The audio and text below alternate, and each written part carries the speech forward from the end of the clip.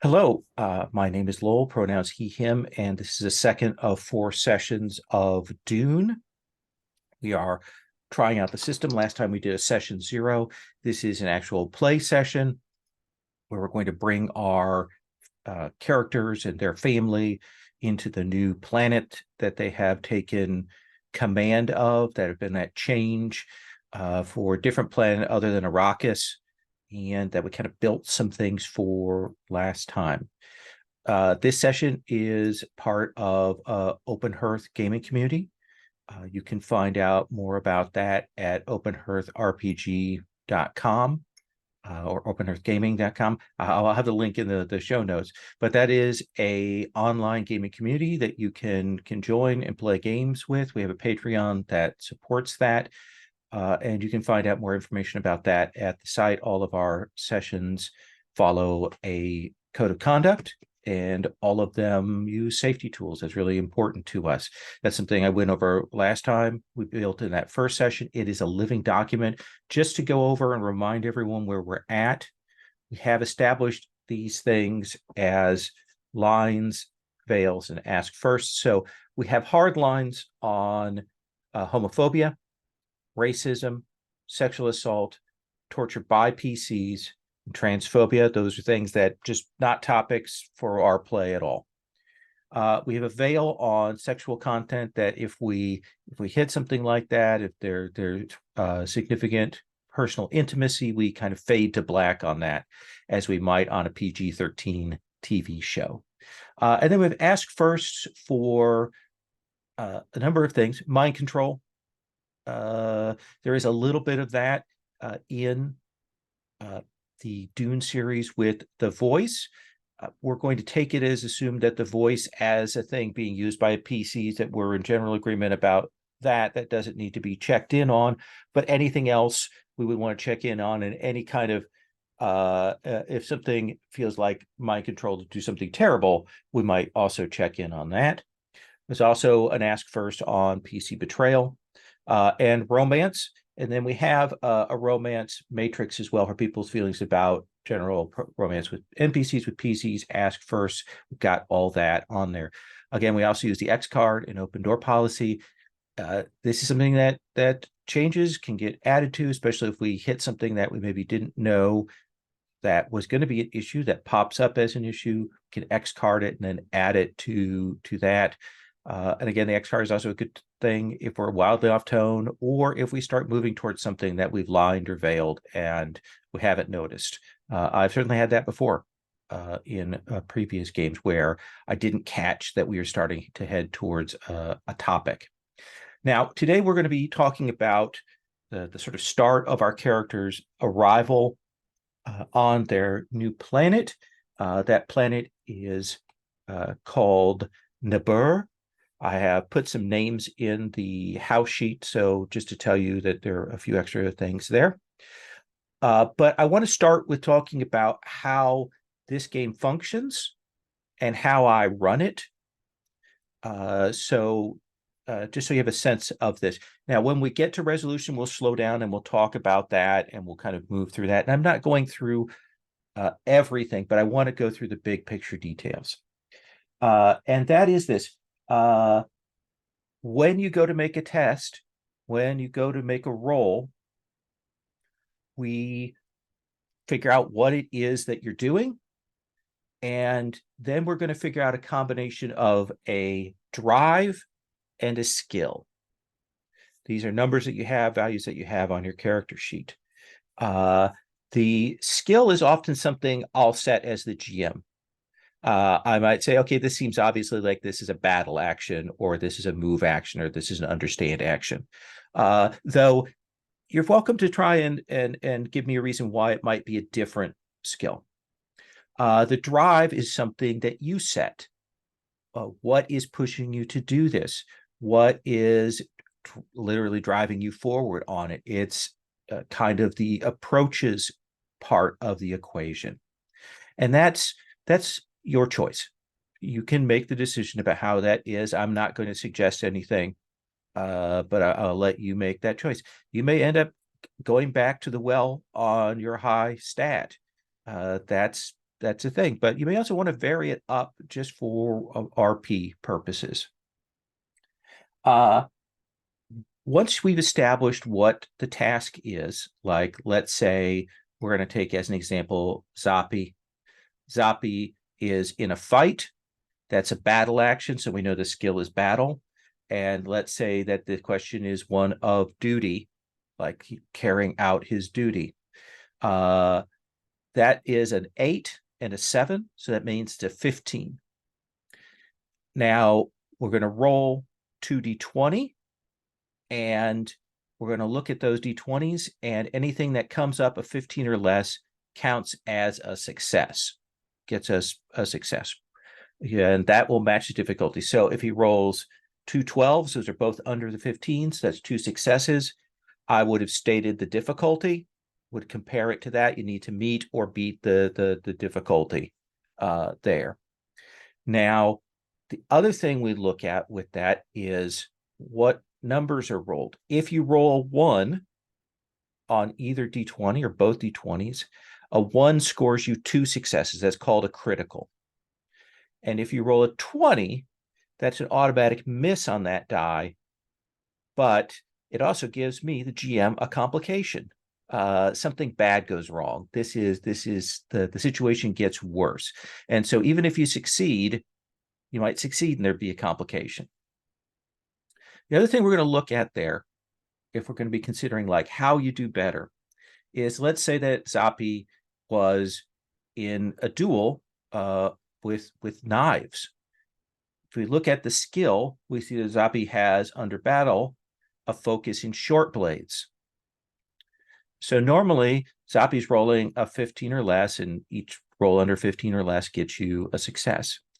But because he has a focus in the thing that he's doing, the critical range is increased. And it's increased to the value of that skill. So at that point, Zoppy will get 2 successes for everything that he rolls 7 or less. So that's a pretty big margin. That's a pretty big swing when you've got a focus. So focuses are really important in this game. So typical range of difficulties is going to be 2, 1 for something slightly easier. Sometimes rolling opposed, it might be more successes that you're dealing with. Now, let's say that you want to do better.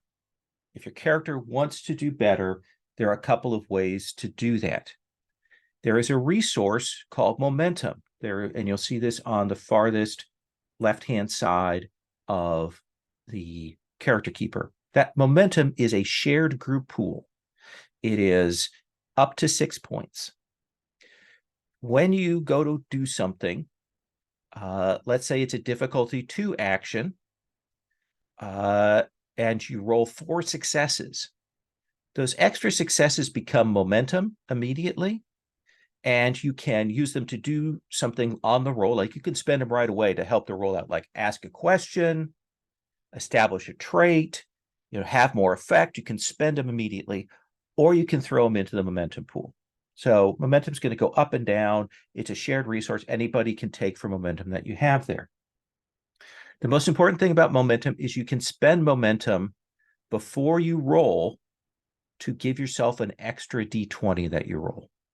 1 momentum gets you 1 extra d20, and that's usually the best buy. You can spend another 2 to get, so you have 3 points to get 2 d20, but usually you're just going to buy 1 d20 for 1 point. That's just the most basic default. So spending momentum is a great way to increase your chances. The other thing that you can do is spend determination. Everybody has 1 point of determination. This gets reset at the start of sessions, or if we were doing missions, it'd be set after a mission. You can spend determination to either, before you roll, get a critical. Like you add an extra die, set it a 1 that gives you 2 successes, so you know you're going to succeed. Other thing that you can do is you can spend your determination after you roll to re-roll any dice of your choice. When you spend your determination, you have to tell me which of your drive statements this is based on, like which of your drive statements affects this and is pushing you to do better. That's what your drive statements are there for. Your drive statements are also for XP, and I'll talk about that later on, but we're not going to worry about that right this second. So those are the important things. You might have talents that affect your rolls. That's also a possibility. If you don't have any momentum in the momentum pool, but you want an extra die, you can have one. You can have one. Absolutely. You can just have one. But you give me a point of threat. Threat is what I spend on the NPCs or the situations to kind of increase the base of resistance or increase the difficulty. So you can always give me more threat. The last thing I'll mention is that if there's a trait in the situation, like in the scene that you think is appropriate that might help you out, you can tag that, invoke that to reduce the difficulty of a thing. If you have an asset that applies, you can use that to either increase the effect or reduce the difficulty. Any personal assets that you start with, and you're going to start with 3, are of quality. So if you have a personal asset that you've taken of a knife, it's a really good knife. It's better than normal knife, and it definitely increases things. We'll talk about other options as we go along, but I just want to get that basic resolution there on the table for everyone. I've written in that column A on the character keeper the numbers that you should have at the end for your drives, the fact that you should have 2 drive statements, the numbers you should have for your skills, and the number of focuses you should have. And oh, it's actually, I'm sorry, spend. I made a mistake there. Spend of 4.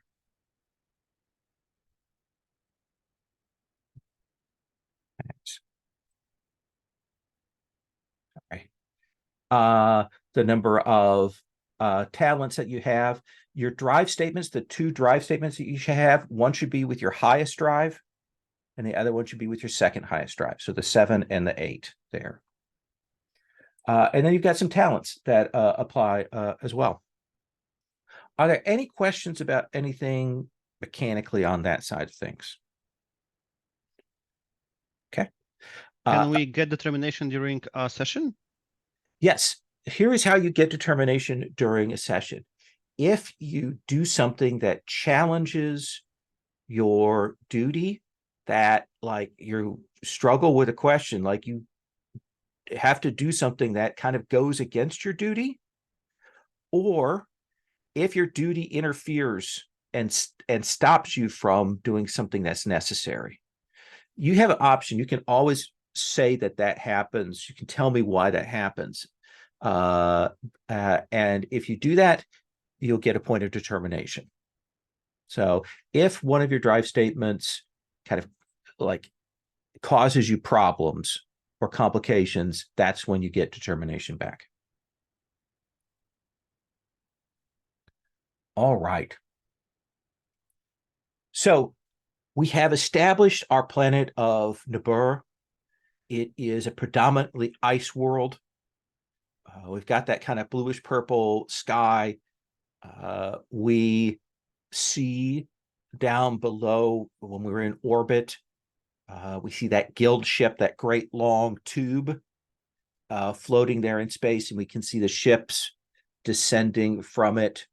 And in the midst of that planet, at that equatorial region, is a great wide span of water. There are some islands in there, but it wraps around the planet as a belt. And we see our vessels, our ships landing. Some of them are heading off to land in smaller settlements that are on the ice range. These are ships that have industrial gear, that have laborers, and so on. And then we see definitely the couple of largest capital ships the ones with the heads of households, descending onto this floating, massive floating city. Uh, Tell me, Pavel, uh, what is the look of this floating city? Is it very much kind of dark, sort of steampunk architecture? Is it more glossy? Is it more environmental? Is it more glass? Like, what do we think we're seeing there as the kind of the general look or vibe of that city as a whole? Mm,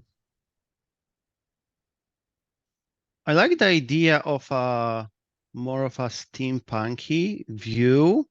Probably we see some chimneys, although they are probably not burning colder, but they are like using some kind of something that still emits some like a white smoke. Mm-hmm. It's probably used to generate power. So, and I like the more like a steampunky view. Yeah. So maybe a little bit like if anybody's seen the video game Frostpunk, maybe a little bit like those kind of designs there. I think we definitely see that the further out you get to the edges of the city, like a little bit the worse off, the more industrial that we see the bands around the outside, because those are the places that probably have less access to heating and so on. Uh, uh, it is cold here, even in this area, though. This is the kind of sort of uh, uh, temperate cold, not the problematic burning frost that the planet has elsewhere. And we see your vessel coming down, and we can see people unloading things, people getting set. In this sort of montage, we're going to be seeing of the the noble families arriving and the people moving around and all of that. I want to check in and like get a sense of what we see on camera of each of your characters doing, what you feel your role is in the settling here. So Christitis, what do we see of you on screen? It's the first shot of the camera in this kind of chaos of the settlement here. So we see Crucitus. Um, he is bundled up in probably like lavish furs and silks that exude like sort of this luxurious sort of background. And the breath is coming out and freezing in a way. And he is got like a data pad type structure, and he's working with people to make sure that the cargo and everything is being handled. So he's doing a little bit of logistics, and his hair is sort of coiffed in this elaborate sort of long braid structure that wraps around him, almost like in a conch shell format. And you can tell he's very much interested in how he looks, Okay. maybe a little bit of vanity, and he's very interested in making sure that all of the stuff is done in everything's in its right place, as if that was like a trait, like this must go here, this must, and he's like calculating it as you can see his eyes moving up and down from the data and from what's going on. It's almost like he's not aware that he's a physical person in this space, like he's just all about inventory right now. What do you think the reaction is of the people we were working with? Is it respect for your skill? Is it maybe some impatience with the changes that you're making, or is it that they're kind of just taking you in stride? What do you think that is? I think that there's definitely a handful of people that have worked with him recently, gotten to know him, that understand his process, because he doesn't just keep it to himself. He'll share like, this is why I'm doing this. But there's probably others who are like either cold, or there's people who just don't care. They just want it done. So I would imagine there's a handful of people who like, yeah, let's do it this way. This is the most efficient. And there's other people who like just move it. Okay. It'll get there. Sister Samaya, what do we see of you in your arrival? What are you doing? Are you involved with the unloading? Are you wandering around? Or do we see you doing something else, setting up your quarters? What do you think? Yeah, I think I'm probably like I think I'm probably helping to like coordinate the like laborers and workers, right? Because I'm the counselor and I'm like the intermediate between the house and like the lower like base workers that actually have to do stuffs.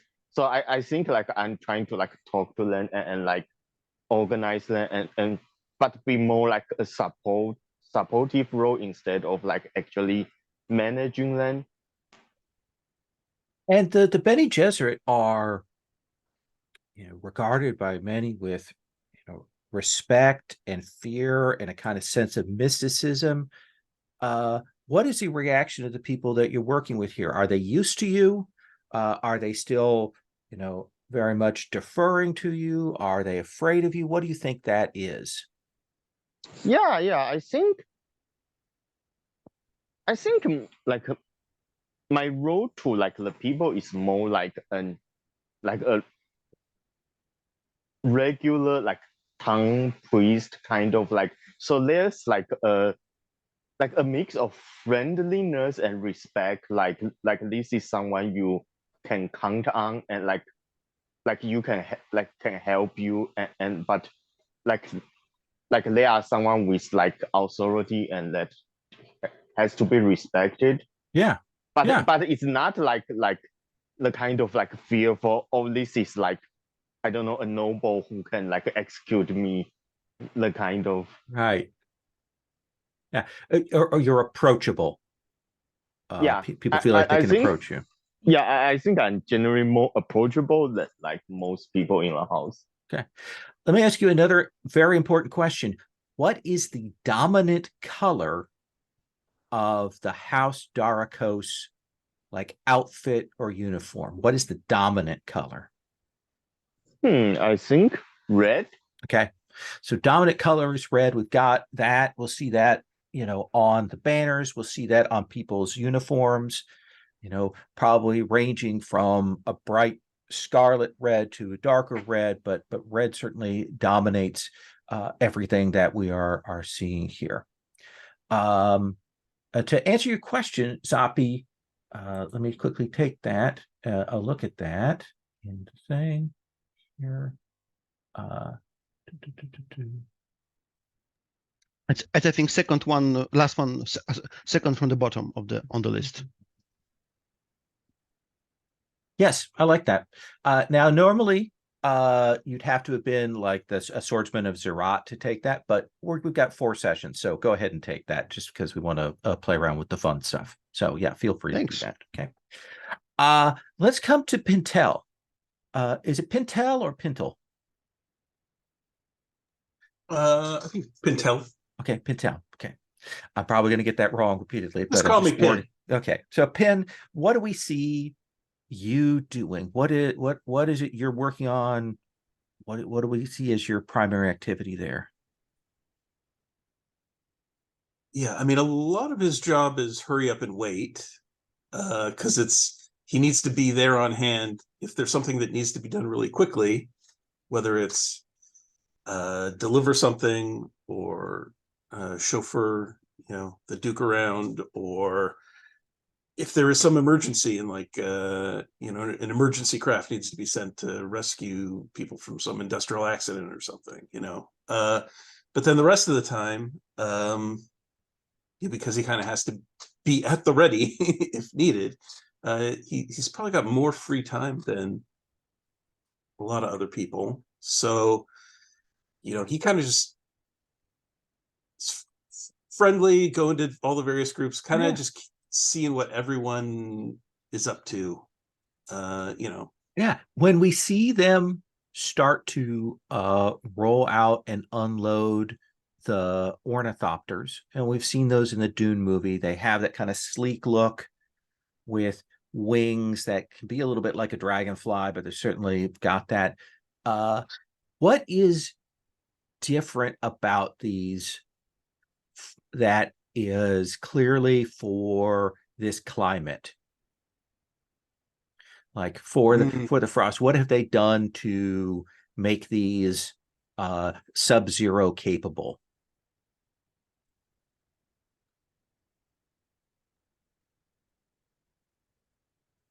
Yeah, I wonder if just like the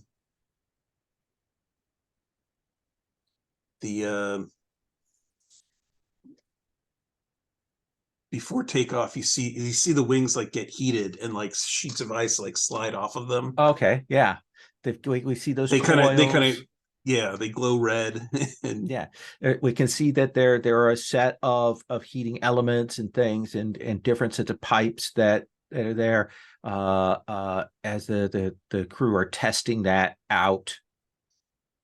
We know that the weather here is hard on these things.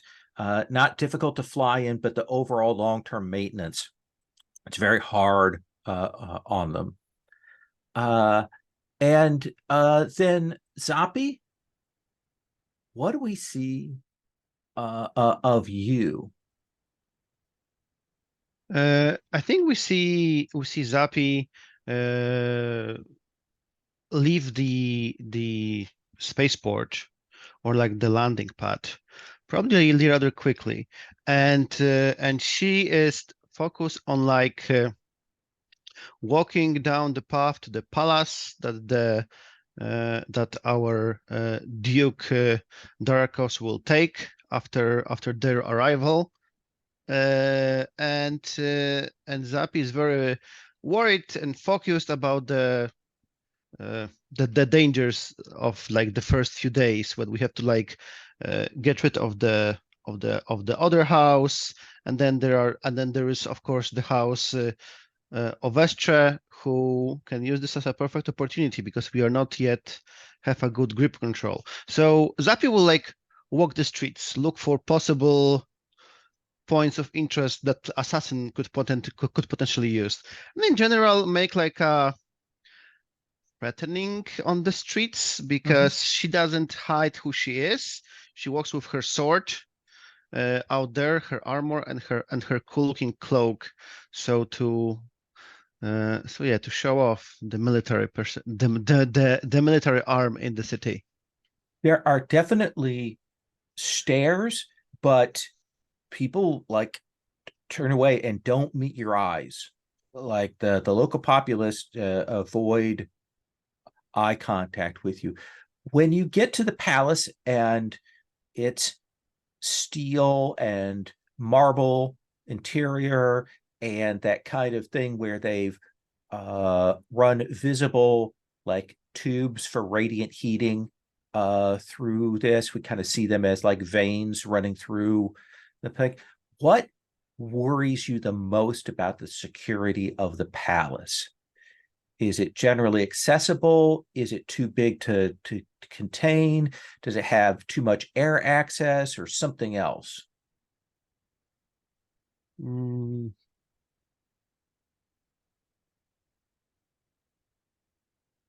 to think of something sci-fi over here. I think what worries me most is that the palace is in the very center of the city, and it can be approached from like any and all directions. Probably it looks like the palace was like the first construction over here, and everything else just started growing around it. So possibly there are also like connections to other buildings, because the palace used to like share the heat or share other I think it's called amenities. Yeah, perfect. With other buildings. So there are like it's very hard to be it's very hard to be defendable, hard to defend. Yeah, that's what I mean. Yeah, absolutely. Too exposed in the center, connected up to other buildings. It's a crossroads for the city.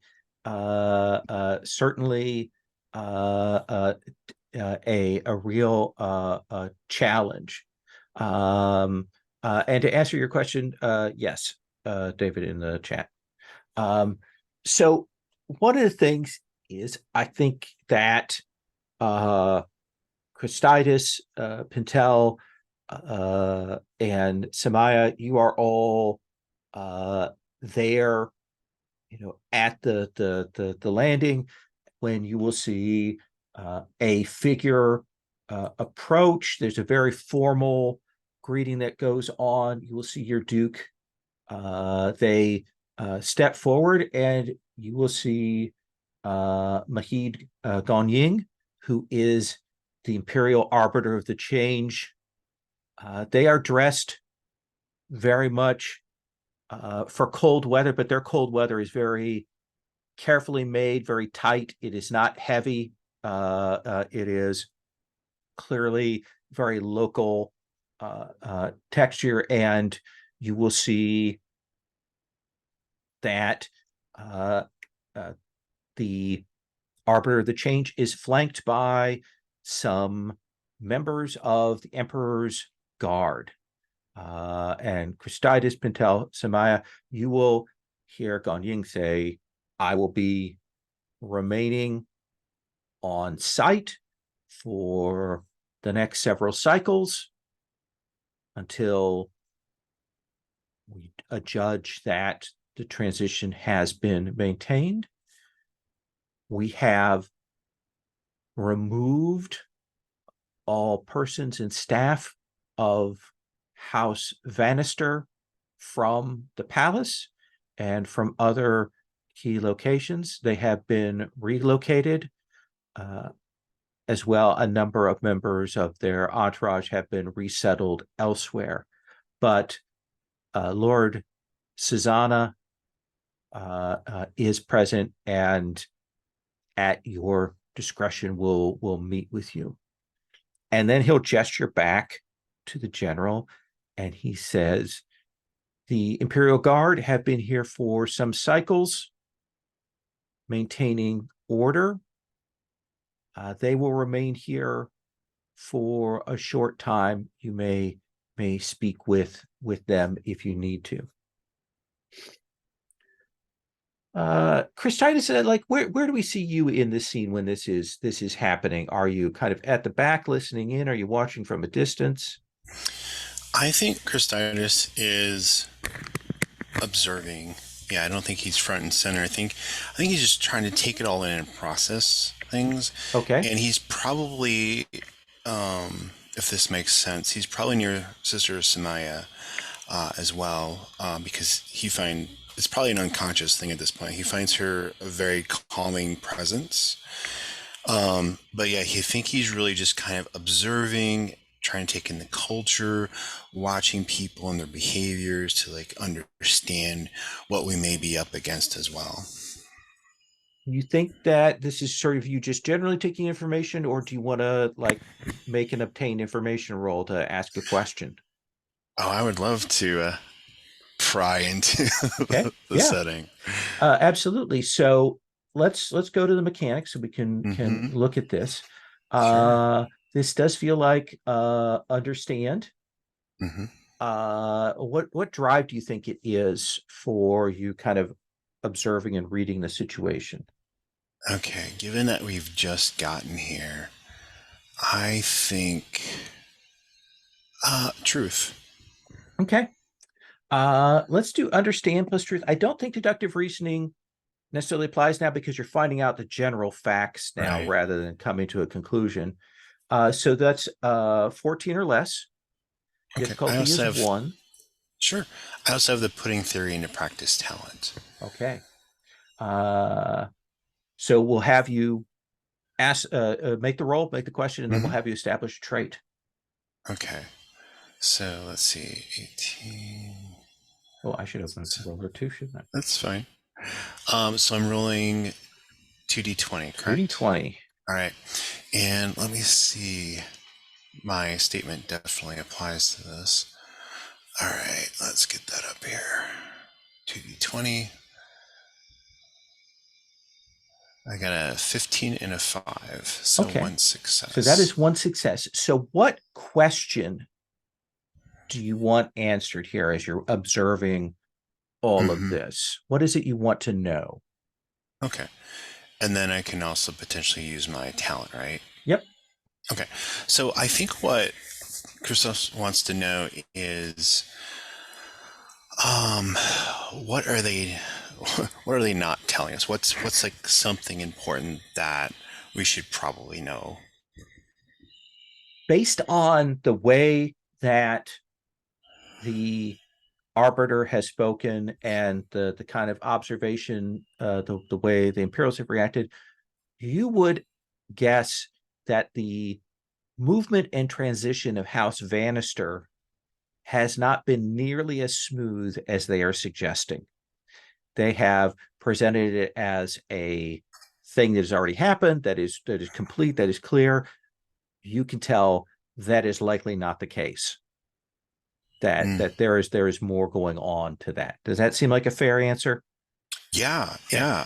And then you can establish a trait. This is basically like in Fate, an aspect that kind of hangs on the scene that can be invoked for reduced difficulty. So what do you want to call that trait?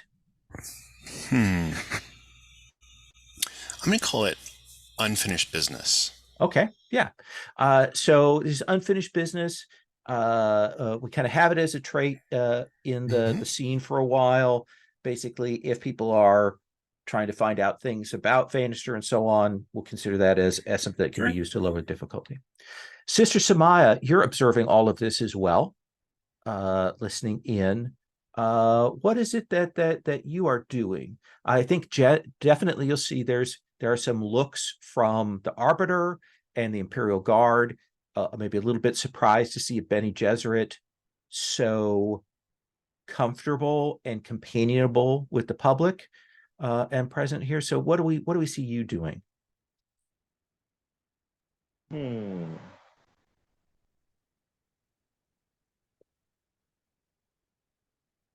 Yeah, I think I will be like talking to them and trying to know more about like there were people on the planet before we come here, right? Yes. So There, I think yeah. I'm trying to like learn more about the local population. Absolutely. Like after this conversation, after this is done, you move up to the Arbiter of the Change. He who is the person who oversees this whole transition, and he will say, "Well, there are several groups that are present on the planet, milady. There are the attaches, the entourage, the people who are associated with the previous lords, House Bannister. Some of those are local, but a number are imports. The house has only been there for a few decades, so there are a lot of people from outside there. But then beyond that, there are a significant number of miners, labor that have come in from other worlds by exchange that are working to fulfill contracts, and they are on 10-year contracts normally for the mining. They make up another perhaps third of the population. And then the last third are the locals from the original settlement here on the planet.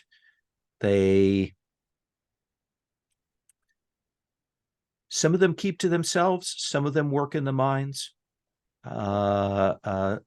Sometimes they come into the cities, but they don't have a lot of trade or commerce with the main families, and I'm not sure you will either. Yeah, out of character, I have a quick, maybe like kind of dumb question about the Yeah. setting. When we talk about time in this setting, do we assume it's like Earth, years, and days? And Yeah, generally, yeah. So a cycle is a day, you know, I'll say weeks and months for other things. So yeah. Yeah, okay, yeah. Sorry. I was just No, I think that's a good question. It's something to get established as a baseline.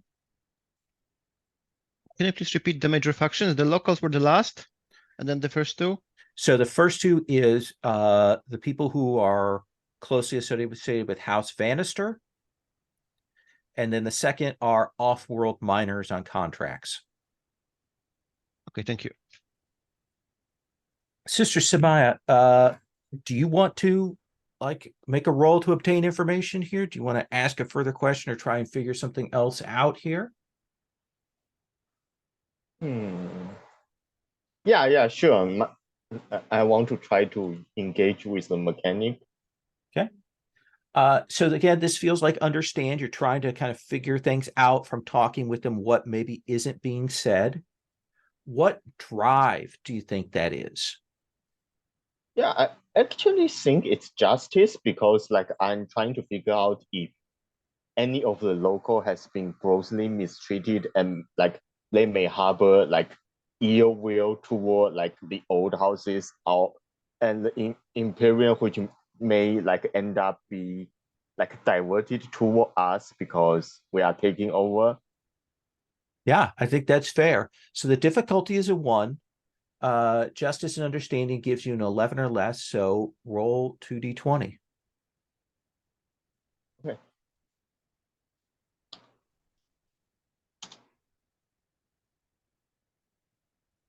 So that is What? 3 successes because the 1 is a critical. So I'm going to give you kind of answer to your question.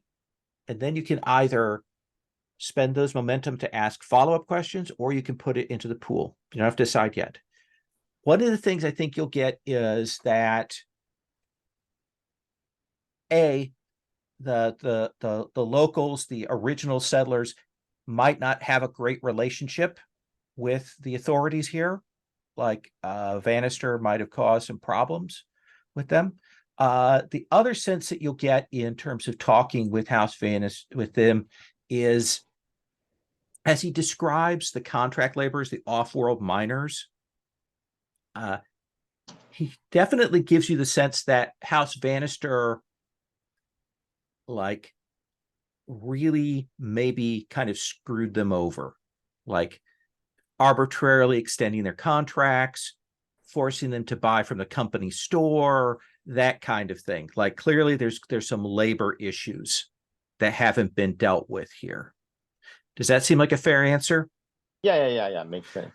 Now you've got 2 momentum. You can spend 1 or both of those to ask another question, or you can put it in the pool, do 1 and 1. What do you want to do? Is the pool like shared? Absolutely. Everybody gets to use it. Yeah. So I think I will put it into a pool. Okay. So that is on the farthest left-hand column. Go ahead and put 2 into the momentum pool. Where is? On the character sheet at the top. Oh yeah, I Yeah, see yeah. it. I see it. Yeah. Yeah. Pintel, what about you?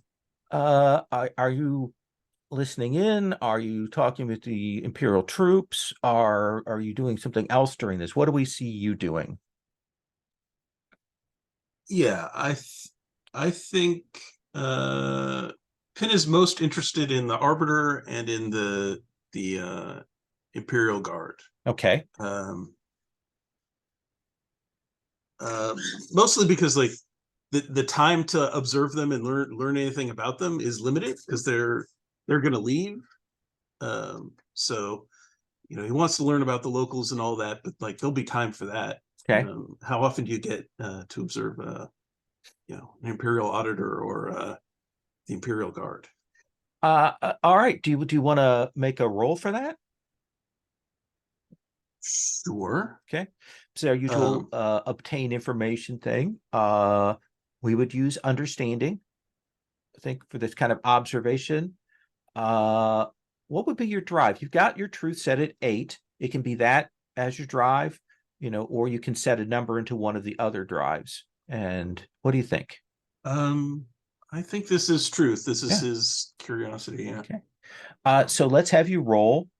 You have a 13 less. Now, they say something else. You've got 2 focuses unassigned. Did you want to write in a focus under understanding?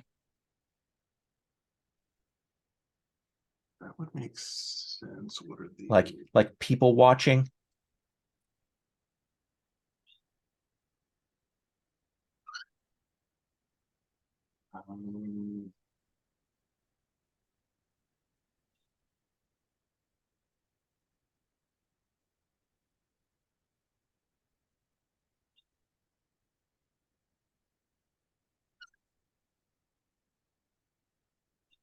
I'm looking at all the examples of focuses and none Oh of yeah. them And make you don't have sense me, to necessarily but, stick yeah, to let's those. leave it for now. I don't wanna, Okay, so I'll have to look at that. that's a 13 or less. So let's have you roll 2d20. So you've got 1 success. What is it that you want to know? As you're kind of watching these people, you're watching the Imperials, you're watching the Arbiter, what is it that Pintel wants to know?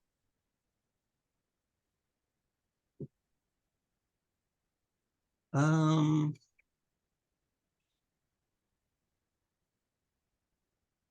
guess I'm watching them to see what they're paying the most attention to. You can tell that the Arbiter is very focused on the task. They are following all the protocols and so on. You see that the Imperials are there in a kind of protection role, but they're very clearly, you would expect them to maybe be looking and assessing like your military strength, like what you have in terms of weapons and things like that. But instead, they seem to be watching all of the senior people here, like assessing your mentat, assessing your Bene Gesserit, assessing, your marshal, all of that. Like they've been kind of told to figure out what you're about, maybe at Imperial orders, or maybe they're hoping to sell the information or something. It definitely gives you the sense that there's a slight change in what their agenda is.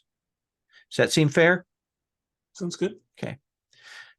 Sapi, you are moving around the area, around the palace, trying to assess security threats, trying to spot things, right?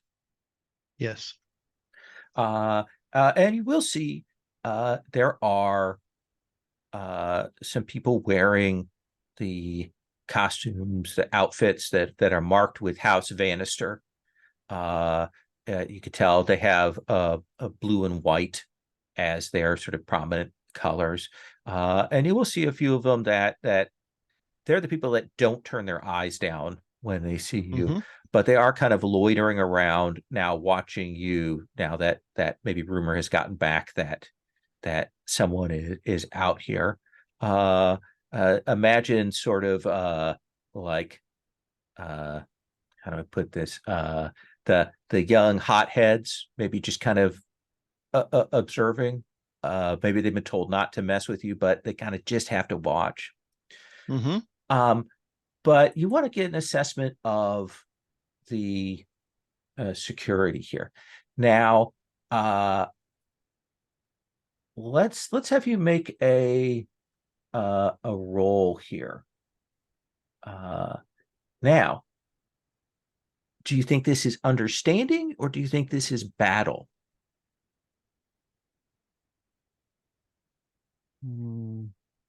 Changes a little bit about what kind of things you're going to get. Battle is really about the military tactics. Understanding is about finding like particular details. I think it's more of an understand. Okay. And what drive do you want to use?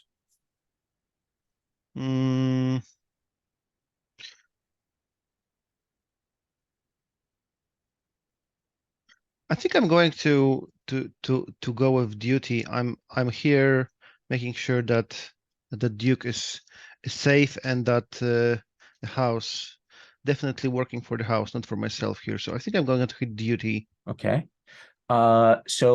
Duty and understanding is a 13 or less. Let's have you make that roll. Yeah, let's. I was thinking about using momentum, but decided not to. I got a 1 success. So I assume your question is like, what's the big issue that you're going to need to deal with, right? Yes. Okay. So I think as you're moving around, you're kind of looking, there are alarms and, the usual sensors that are set up in the facility in the palace. But as you're looking at them, as you move around, you will realize that they have all been messed with.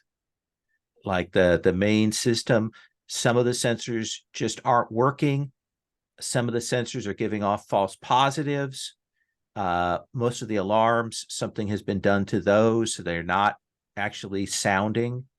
The Vannisters either didn't do any maintenance on these things, which is probably the excuse that they'll give, or someone deliberately messed with these as they were departing. Sabotaged, of course. Yeah. Fixing technical devices. What skill is it? Let's see. To do the repairs, I think it's also understand, but I'm not sure. I would say, let's see here. Yeah, understand is probably the best thing. If you were like getting a team of engineers together and kind of guiding them to do the fix, it might be communicate. Like if you were leading them in that, that's another possibility. Does that seem reasonable? Of course, but I think I'm going to use my communication tool to contact Christades. Christades, please come in. Christadius responds. There is the defensive network of the sensors in the palace is not in a best shape. Do you think you might be available before the Duke arrives, or can you please send me a team of engineers to work on this? I will go with a team and see what the needs are and delegate as necessary, of course. And out of character, how do you prefer to be addressed? Like by your title? Is this Zappy, or what do you prefer for your character? I think Zappy likes to be called Zappy. If someone calls her the Sword Master, it's like, whoa, we are going super formal now, yes? Okay. So, Zappy, but definitely, yes. if you start calling her Sword Master, she will think something is wrong. He never calls me like Sword Master so officially. So, I think if we were playing David Lynch style, I think you would hear Sword Master, but says Zappy. Perfect. So we're going to take our first break here. We'll take 10 for this first break. We'll come back and we'll do that scene with Zappy and Christades, and then we'll kind of move forward a little bit in time and see how people are set up and maybe put some problems and issues on the table. So let's take 10 and then we'll come back. So we're going to do the Christades Zappy scene, and then I want to check in, kind of move forward, and we'll talk with Samaya and Pintel. So Christades, you grab a few engineers and you will head in. I think you've kind of probably looked at the maps that have been given you of the city. They are, for the most part, correct. But you can tell that there's some things left off. And you will also see, that people avoid your eyes, avoid your gaze, with the exception of clearly some people that are in House Vannister colors that are kind of observing things at the palace.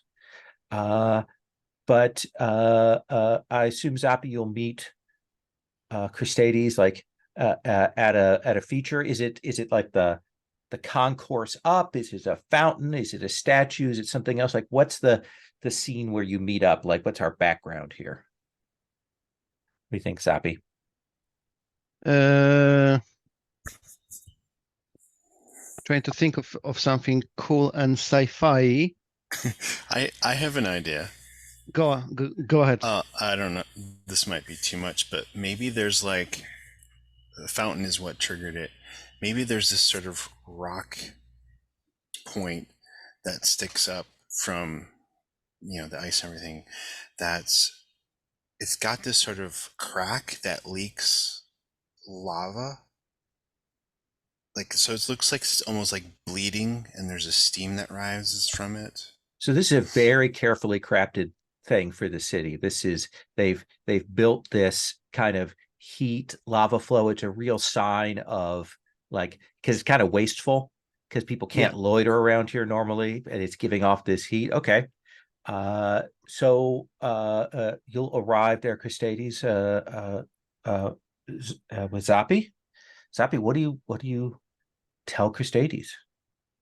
I did some preliminary walk around the palace, and I've noticed some of the sensors not working correctly. Either the former owners sabotaged them on purpose, which probably Zappi shouldn't say so so You say it a long front. way around. You Yes, hint at yes, it should be. Yeah, it should be an innuendo, but she's like straightforward, or other machinations. So I figured we should get them up and running before the Duke arrives. But of course, we'll do an audit and make sure everything is up to specification. Zappi looks at you like slightly confused, and then yes. Because Christades, I'm going more like controlled because of my composure thing. So, you're putting the engineers to task, but I assume this is you kind of analyzing with understand, Christades. Yeah, I think so. And mhm. And what would be the drive you want to use? Sure. Let's see. I think because the Duke was invoked, let's go with duty to vary things up. Okay. So understand plus duty. I think normally this would be a difficulty 2, kind of a little bit challenging, but you've already established a trait, the unfinished business trait relating to Vanister, so it's a difficulty 1. Okay. And then I think I am going to use, I'm going to make one of my assets this team of engineers, if that works. Okay, absolutely. And I don't know if I need to do anything else regarding them. All right. Can I help out? Yes, absolutely. So the way that we help is you roll a single D20 using the same stat pair. And see if you get any successes. Yeah. You can understand it. Okay, so I am looking for 11s or less. 11 or less. Oh, this is going to be great. Zombie got 2. Let's do that. 2d20. Okay. Ooh. So you have 3 successes and a complication. So I think that you will be able to, with speed and efficiency, we'll take that as one of the, normally it would have been difficulty 0 given both the traits, but now you're going to get done fast. Let's take that one. So you've got 2 successes extra, which you can spend now for momentum or whatever. For paid information, or you can put it into the pool. But I think that we will see kind of on screen, perhaps a sensor that you overlooked, like the camera catches it but you don't. There's and it's not like tied into the alarm system. You think it's probably like an eavesdropping, a bug hidden away here. What do you want to do with those two momentum? Do you want to ask questions? Do you want to establish a trait? Do you want to put that in the pool? I think a trait would be cool. Something like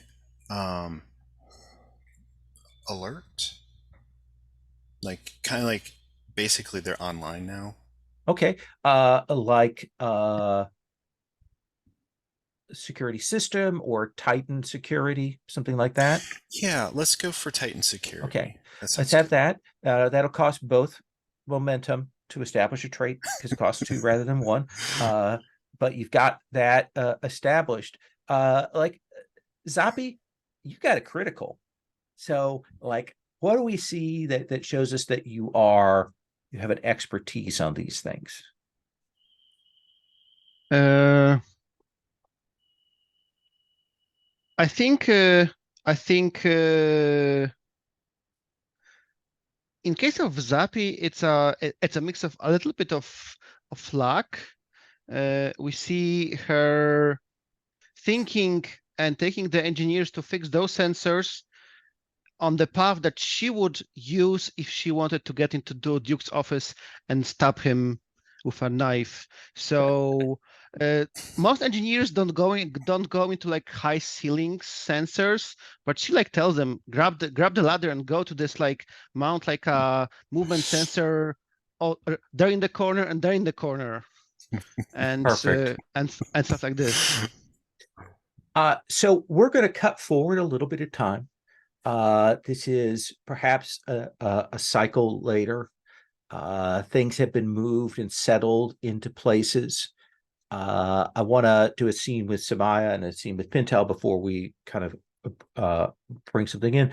And so we have a chance to see something of once you found your space, what that looks like. Sister Samaya, let me ask you this. Do you want to tell us about your personal quarters that you've got set up, or tell us about the space that you've set up for people to come to you, or is that the same thing? Like what do we see? I want to have a picture of who you are through your personal space. Yeah, I think I, I think like my own room is pretty Spartan, right? Like it's a very like frugal, like with like a minimum like belongings and like that kind of stuff. And I do think like I have kind of a confessional booth where like people can like come to me, but it's not like formal and like exclusively like for confession. It's also for like if they have like complaints or like just generally needs feel like they need to talk to someone with like expertise or like have some authority within the house, like they can come to that booth, like to talk one-on-one. And of the NPCs that we have, which one do you think comes to check on you to see how you're getting on? Let me see.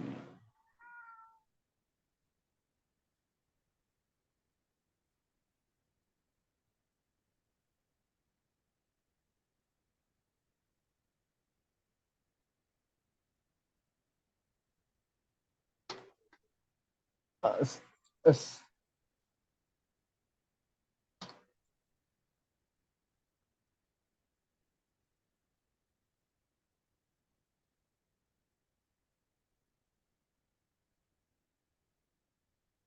hmm.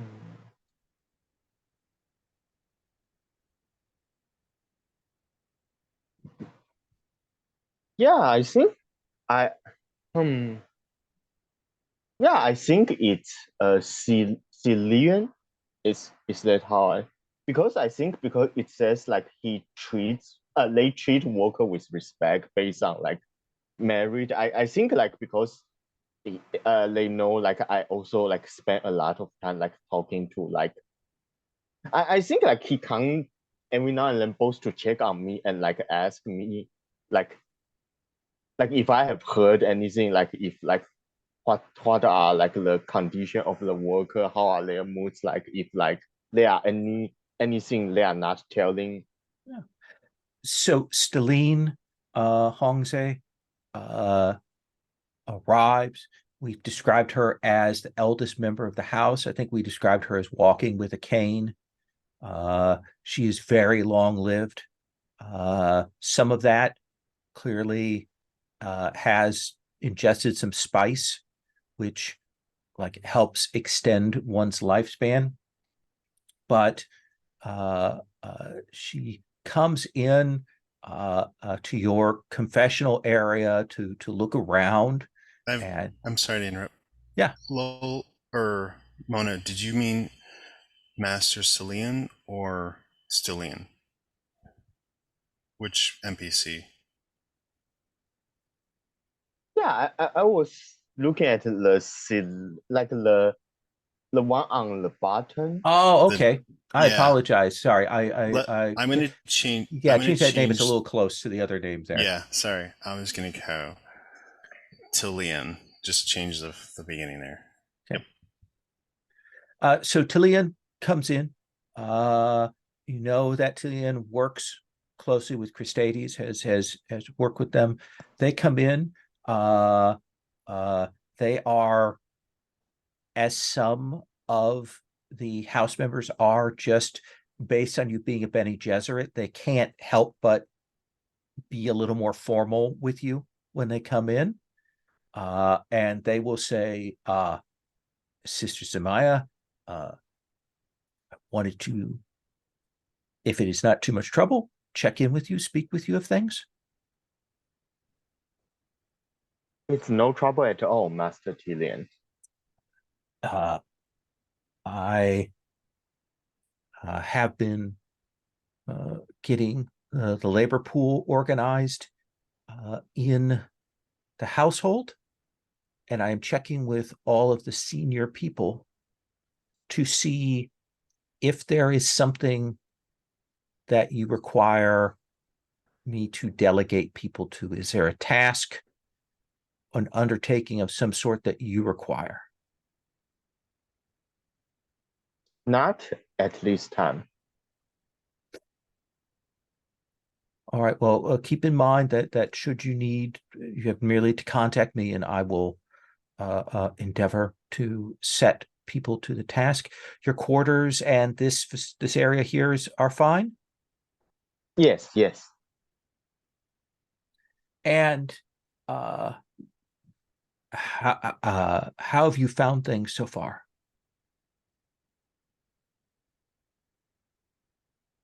Well, it's certainly quite cold. I am a little concerned about like the local population and like the contract worker who are here. I heard what was the name of the last house? Bannister. Yeah, I heard the Bannister didn't treat them any of them well, and probably have left quite a mess for us. I hadn't yet had a chance to look into that situation. Certainly, I'd hoped in the next few cycles to get a grip on what's going on with the mines, but you think that there's an issue there that I should be worried about? Well, I hope not, but I don't think. Okay, I can't remember. Can you tell me the name of the house again? Oh, sure. It's Vanister. Okay, Vanister. Yeah, the two characters actually above Taloon are the two representatives of Vanister. Oh yeah. Okay, yeah. So I say, well, I hope there's no problem, but it seems like the Vanister didn't bother cleaning after themselves when they left. which I guess is to be expected, but still. I will look into the situation, and when I know anything, I will follow up and report back to you. Yes, yes, that would be cool. Thanks. And they will stand and kind of formally bow to you. By your permission, I will leave. Yes, of course. And they kind of back out of the room. Do you think there are a number of people in the like upper groups, upper echelon of the house that treat you with that same kind of respect, or is he unusual in that?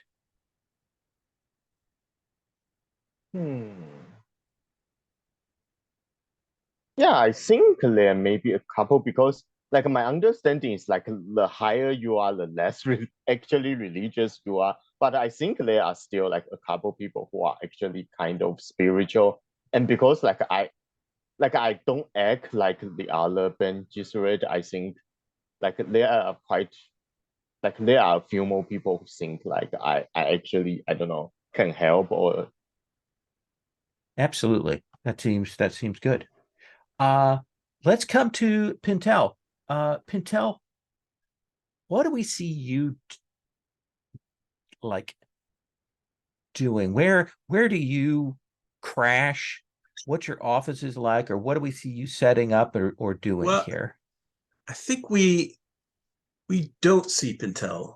We see someone we don't recognize, walking and entering a building and going into an office where Lamb is waiting, and we see him removing his mask, his Cebus mask, revealing it is Pintel, and reporting to Lamb to just give him an update of what he's observed so far. He'll listen, you kind of give the basics. He'll say, all right, here is the important thing. We know that there are a number of Vanister Bravos, some duelists who are still in the city. I do not think that they will be an issue that's too public. But there are two things that we need to be concerned about. One is the possibility that House Ovestri has snuck in some people.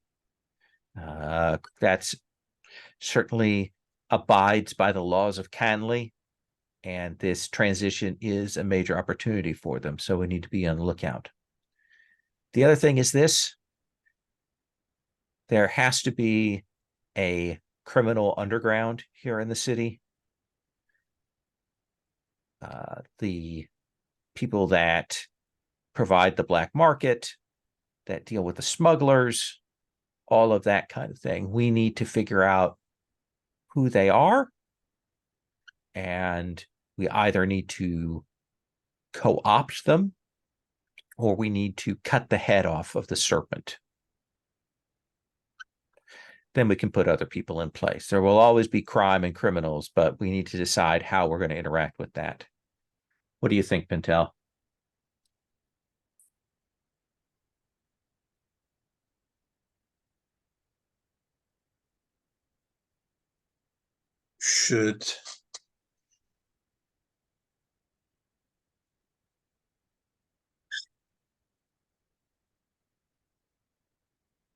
Should I give the impression of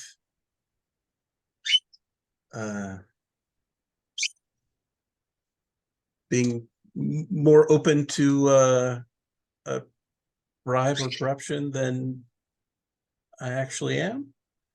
If you're willing to take that risk, it's a dangerous one, but that is a good method.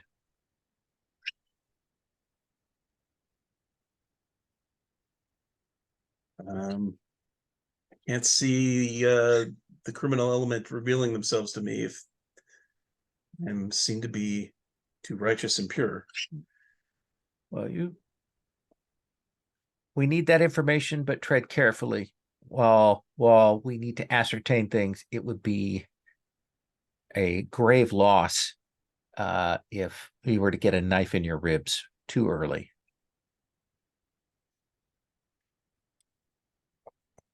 I'll try to receive the knife only when it's on time, not a day before. Right. When it's convenient. And he will dismiss you. And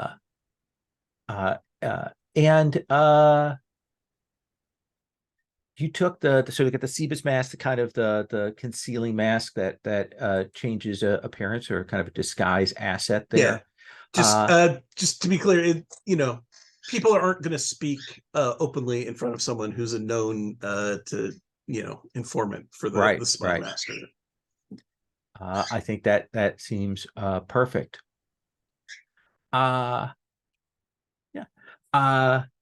So I think we're going to cut to a kind of formal courtly scene, a cycle or two later.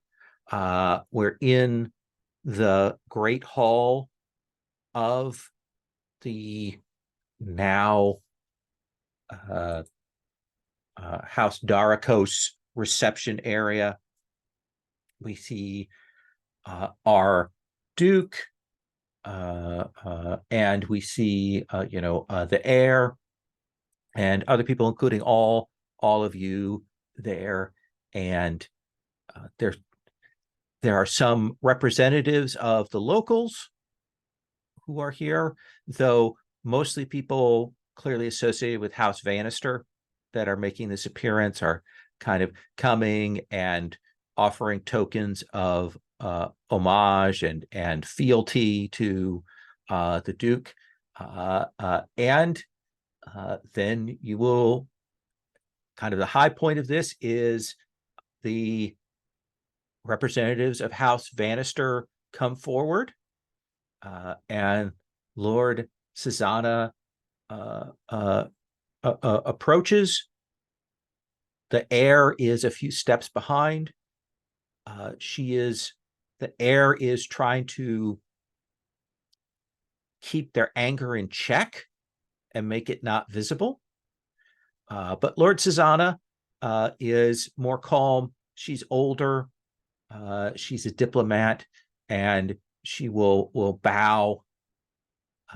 She has some of her staff there, and she will take out a symbol of her house, and she will say, in accordance with the right of change and with the proclamations set forth by the Emperor, House Bannister swears its fealty to House Daracos.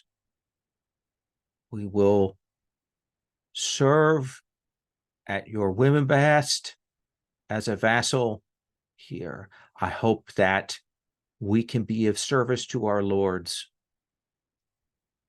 and things can progress. And she'll hand the object to the Duke, who will nod, holds it for a moment, but then very carefully sets it to the side, as if to say, I'm going to have somebody look over that to make sure that's not a bomb or poison or anything.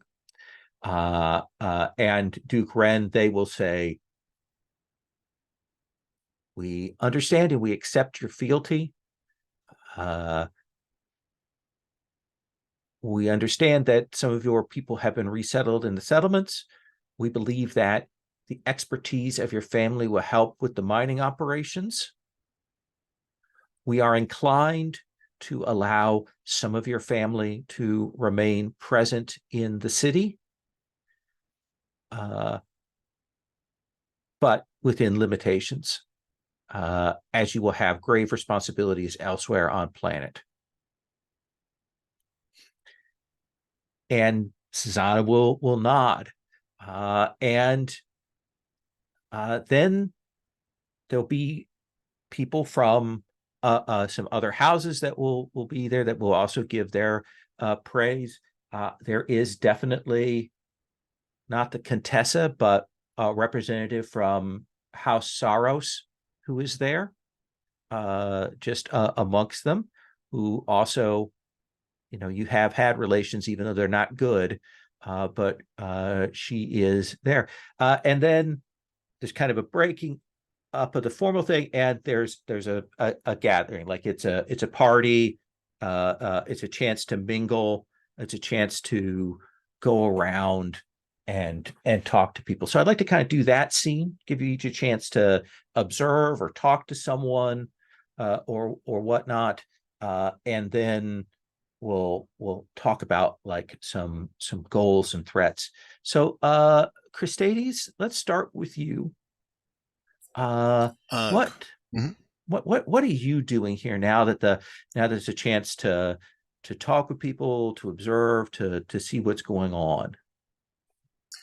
I think, kind of given his upbringing, two things will catch his attention. One is anything that is novel, as well as anything that is like faith-based. So are there any other Bene Gesserit type people, or anyone who's obviously of the faith? I think you will see that the bodyguard, the person who is kind of close by, the Saros representative, she definitely has the blue eyes that show spice use, and she also has a number of markers of faith on her. And you would guess that she, has those signs. It's kind of unusual, kind of stands out amongst the people here. Yeah. So I think what we see is Christinatus mingling very affably with people. When he's not working, he enjoys interacting with others and talking to them. But I think he definitely, makes it a point at least to say hello to this bodyguard, understanding that they're busy, they're working, but at least recognizing them and respecting their presence, as it were, as maybe someone who shares a similar faith upbringing. But will not fawn, will not like hang around and be weird, but will definitely like say at least like hello, respectful, thank you for being here, sort of pleasantries, as maybe a way, maybe, to kind of start an engagement with the Saros representative, to kind of at least extend a hand out to them, because I think we still have this unknown reason why they hate us. So I think this is like in the back of Christina's mind, is kind of like, I wonder if we could figure this out by talking to them. Absolutely. So let me put in just a small correction. We know that House Saros, we have a debt to them. We don't know the other house. Oh, okay. I'm Right. sorry. Just a correction. Thank you. Right. So do we know what the debt is? The debt is essentially a historical thing that happened where this is probably maybe a generation or two ago, where your house was to assist them in a venture, and essentially you pulled out at the last minute and left them in a lurch. And they still hold a significant grudge because of that. Okay, so I think I'll modify what I'm doing. I think make a respectful sort of hello, not promising anything, but inviting like further communications to maybe like engage in some discussion of matters. Not the Duke here. Can't guarantee anything. Okay, let's actually go to some mechanics on this. Sure. We'll put in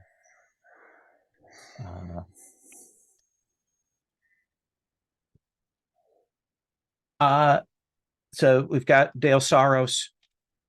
She is the representative of House Saros who's present here, visiting, and has her bodyguard with her. Let's do a roll for kind of establishing some connection here. They are a diplomat, so they're not going to be openly hostile. So what do you think is the appropriate skill here? Do you think it's communicate, or do you think it's discipline to try and be nice in the face of perhaps some barbs? Yeah, and I feel like composure, like if they were to respond with like a passive aggressive thing Yeah. to keep my composure, I like that. So let's So go with discipline. Discipline, and I feel that in speaking to this representative, it's more about past duty unfulfilled. So duty to me makes sense here. so that'll be a total of 12, but 7s or less are 2 successes. I do think this is difficulty 2 because this is a hostile figure. So let's have you roll 2d20. You can always spend momentum to get an extra die if you want. Yeah, let's do that. I think I'm taking a chance outside of my normal function here.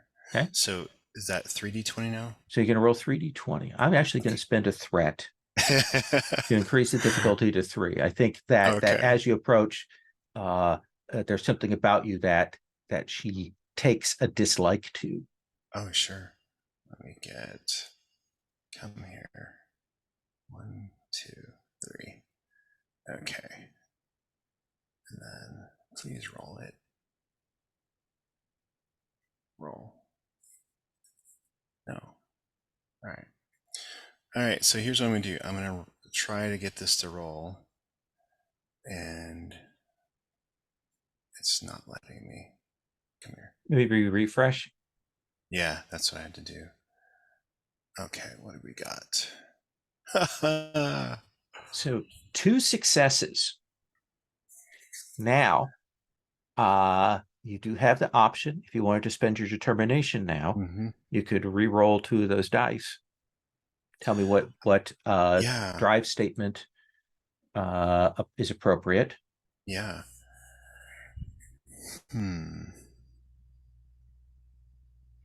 I think I am going to spend it. Okay. And I think I'm going to go with my power statement. Those who have true power need seldom wield it. So you've got 2 successes from the 7, so re-roll the 2d20s. Okay. Let's do that. Ooh, so I believe that's 1 more success, right? Yep. Okay. So there is some banter back and forth. She makes some notable comments about like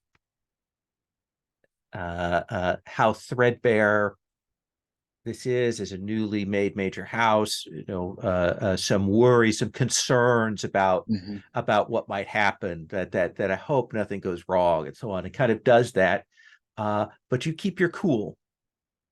What do you think? Like, what is your end mood here towards you, do you think? I think given this was something that was not planned for us politically, for me to do this.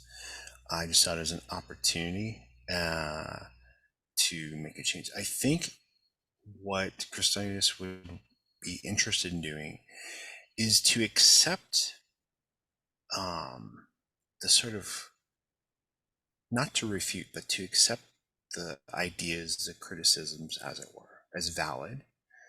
I feel like I'm going into psychology here. Yeah, no, that's fine.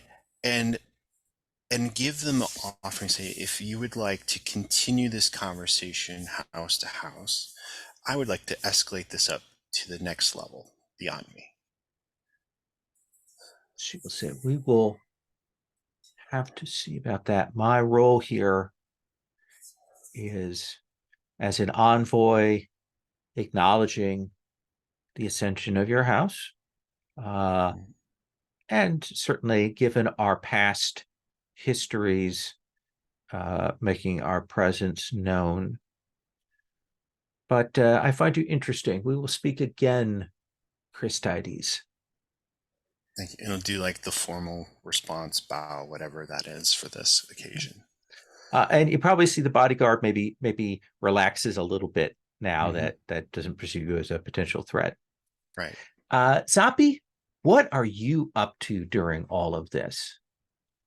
A question to Sister Samaya, because I wonder which one of us is running the role of like close bodyguard to our Duke. Is it you? Is it me? I mean, it's probably me usually. Okay. So in that case, since Zappi doesn't have to be so close to the Duke of our house, Zappi is there and she's like displaying to everyone her cloak, even though it's kind of weird to be in house with a cloak. But I took the Juba cloak, and I think it's like it has a very beautiful House Darkos embroidery on it. Since we didn't define the do we have defined logo of the house? No, not yet. No. Maybe it's something like at least partially a tree, so that maybe we see like at least part of the embroidery is like a tree on a. Of course, it's like almost totally red, and Zappi is looking for an opportunity to talk with Frederica Vanister. And certainly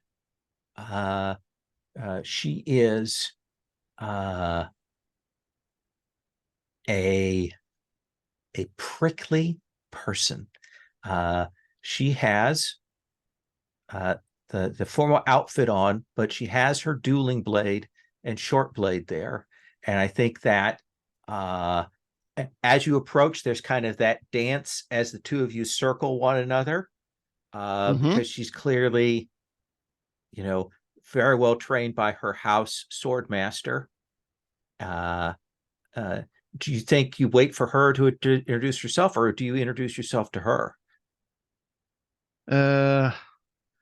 I think Zappi isn't good on etiquette. So after we do a round of circling ourselves, Zappi will address her first and says, Lady Vanister, it's a pleasure to meet you. I am Swordmaster Zappi of the House Darkos. I was under the impression that the swordmaster was Jassus.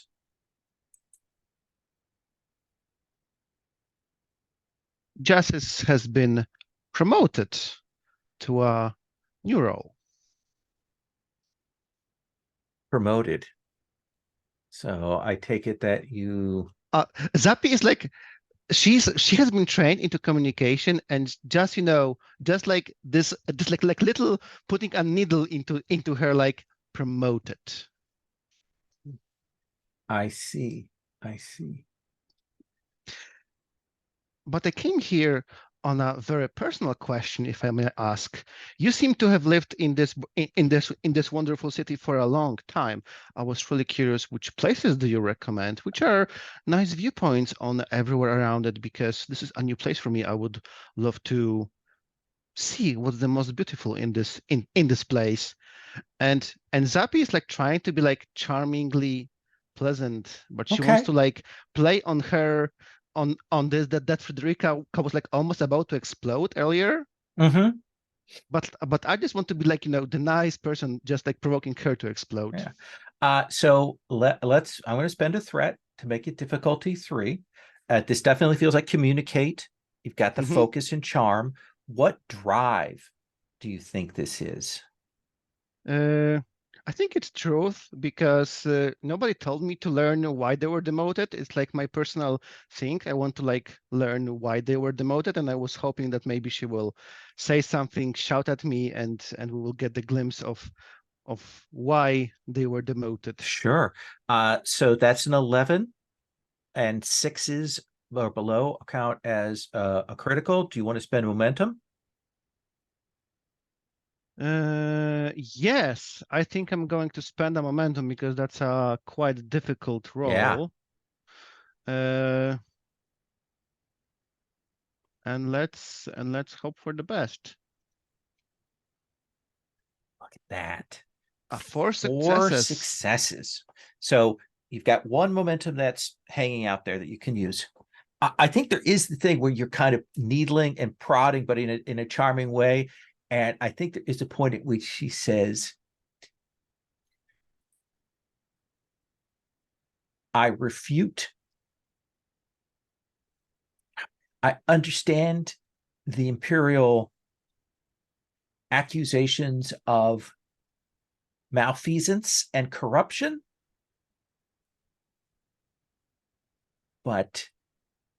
and while I give honor to the Emperor in his wisdom, I believe that the facts have been mispresented. And that has resulted. We are loyal. We are loyal to your family. But I hope that in the process, we can eventually prove our innocence to these accusations that were made. Does that seem like a fair answer? Can you just tell me the first word, malfeasance and corruption? What does it mean? Malfeasance means basically doing bad stuff, like Okay. Stealing or skimming profits off the top, that kind of thing. And so you've got a momentum. You can use that to put back in the pool, or if you want to ask a follow-up question, you can do that.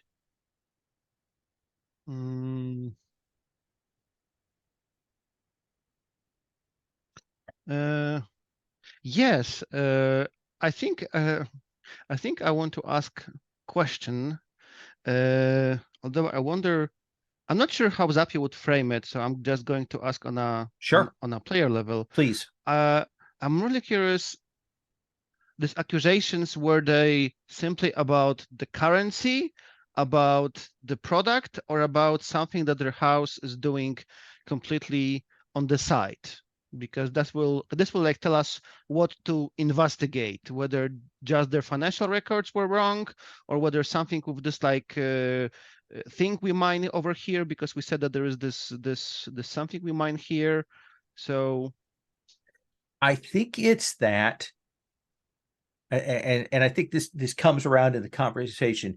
You will pick up that what happened was there were accusations made that, in fact, their family were producing significantly more, that they have some mining spots out there that they have not reported, that they've been gathering things from,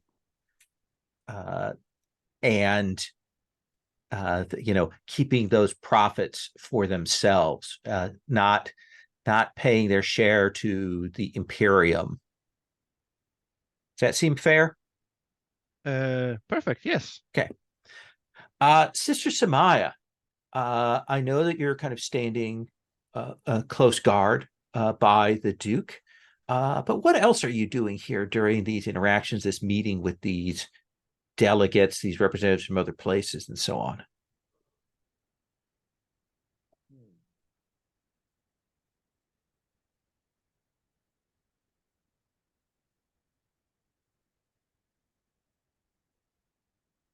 Yeah,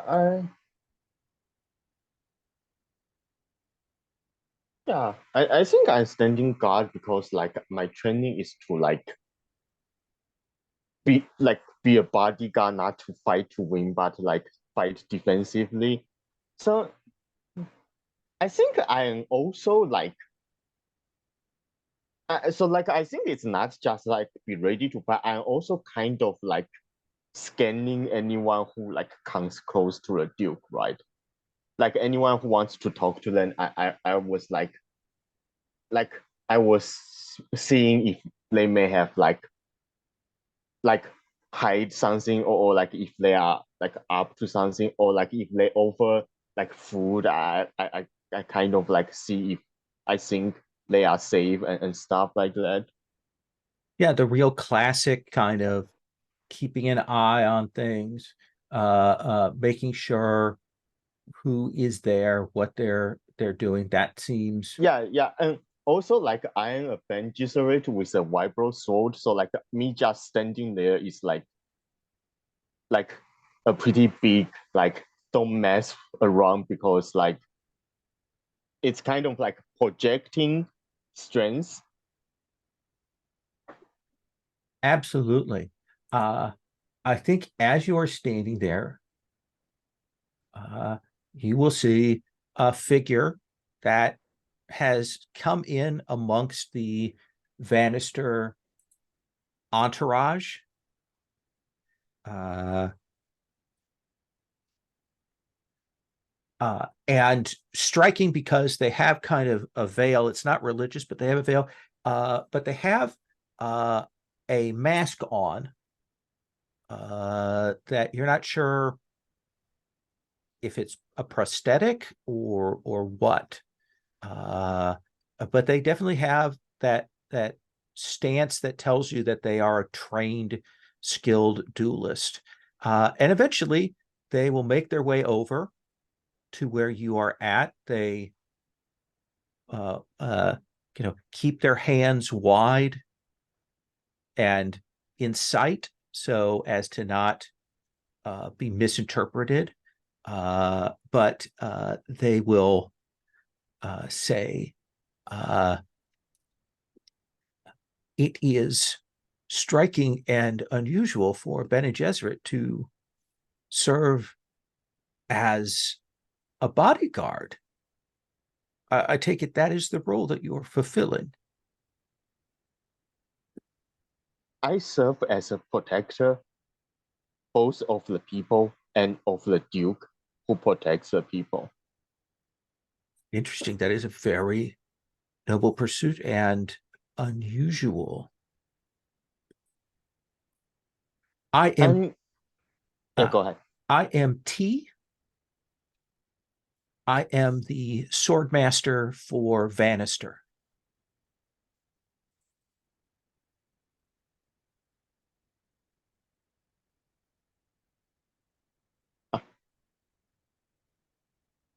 It's a pleasure to make your acquaintances, Master T.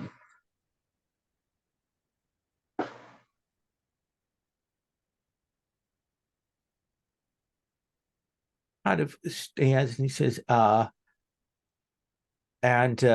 is an unusual blade. Most people I know fight with a simple steel dueling blade, but you go for something a little more dangerous. The goal of the blade is to never be drawn. I'll see, if that were true, I would be out of a job, but I understand your philosophy.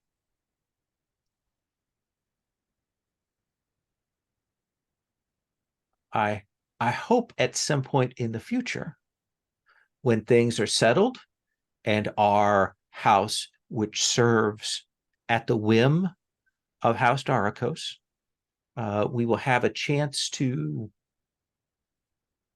perhaps spar. So with with standard blades rather than that one. I do not fight for the sake of glory or entertainment, but if the Duke wishes me to, then I will.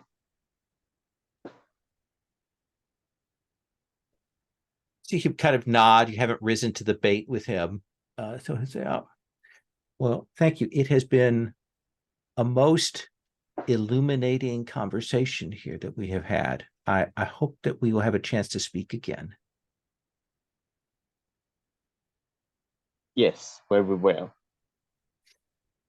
And he will bow and withdraw, and you'll resume your kind of watch over things to make sure that there's no threat. Pin, what are you doing? Are you present here, or are you somewhere else? What do we see of you right now? Yeah, I think Pin's around, but of kind of a lower social station. So this is a chance to, mingle with the entourages, the servants, the, other people who are kind of attending to the fancy people who are here. And I mean, Pin has his assignment, so he's planting the seed, probably mostly among. I mean, he's hunting criminals and the Ovestre. So I think there's no officially Ovestre affiliated people here. No, So but certainly there are people. Probably the Vanister Yeah. people are the most likely to be, cooperating with them. So, those people just making friendly conversation, pretending to drink more than he really is, and just giving the idea that, like, Penn doesn't really earn as much as he would like in his job, and maybe he's got expensive tastes, maybe a bit of a gambling problem. Just planning that idea, knowing it'll get reported back, and hopefully that will lead to something down the line. So that definitely feels like communicate. Mm-hmm. What drive do you think is appropriate for this? I think this is duty. I've been given my marching orders, and I'm following them. Okay. I think we established Titan security as and the other traits. So I think we can get one of those traits in as applicable here. So I'll take that difficulty. I spent a threat from 3 down to 2. Let's have you roll that. You want 13 or less on your 2d20.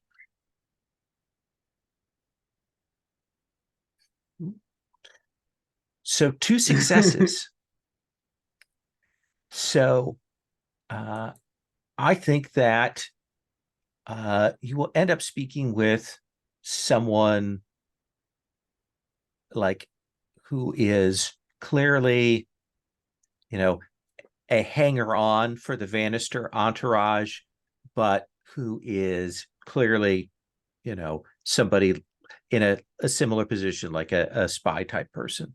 And they certainly take an interest. They say, oh, we understand there are lots of opportunities here on planet. We hope that our vassal house will be able to perhaps help you. We only have a wish to serve, and perhaps that we can find a mutually beneficial relationship. I can certainly speak to people above me if you wish.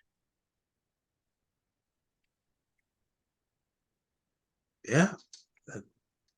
Great. Yeah. I think there's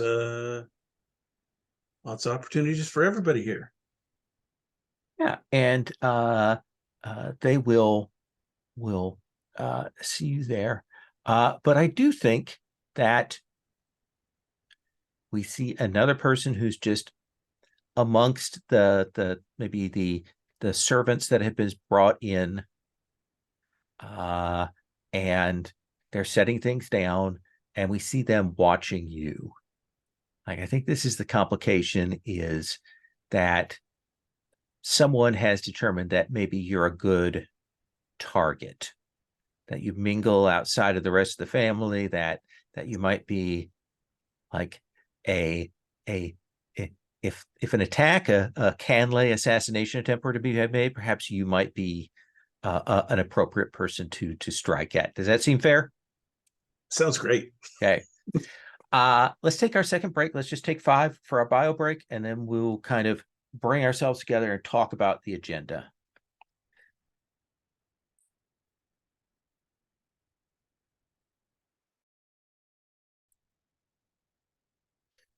So there are no overt attacks during that gathering.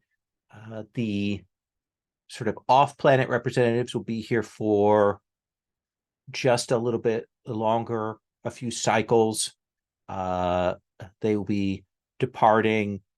You'll notice that the Imperials, like, they haven't made it clear when the Imperial representatives are going to be leaving. That's sort of an open question. But I want to imagine that we take up a couple of days later after you've had a chance to do some more settling in.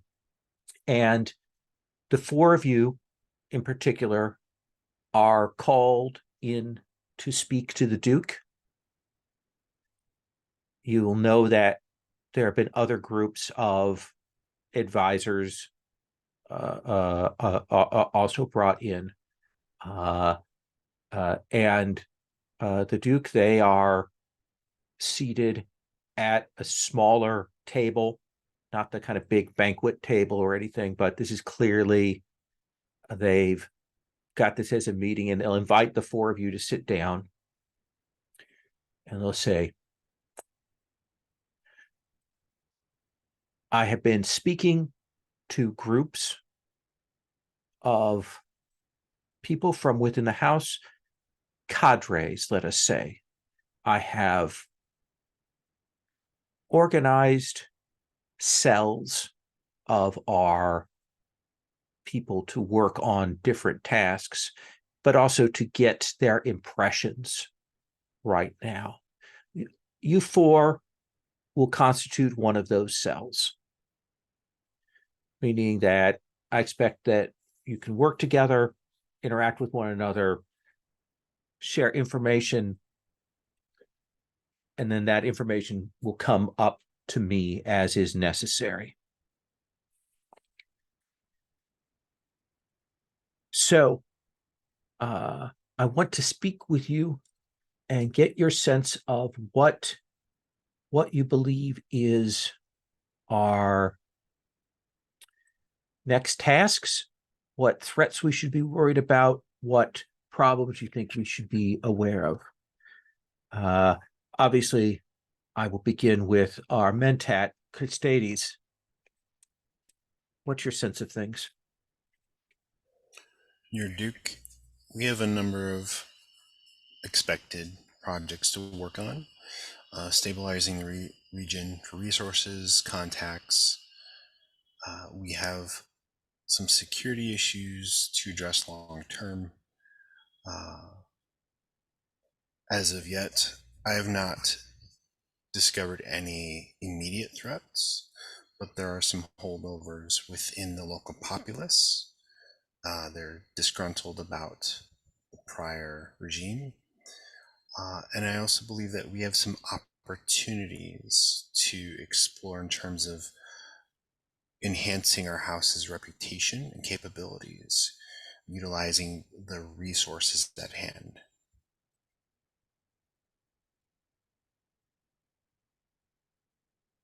Certainly, we need to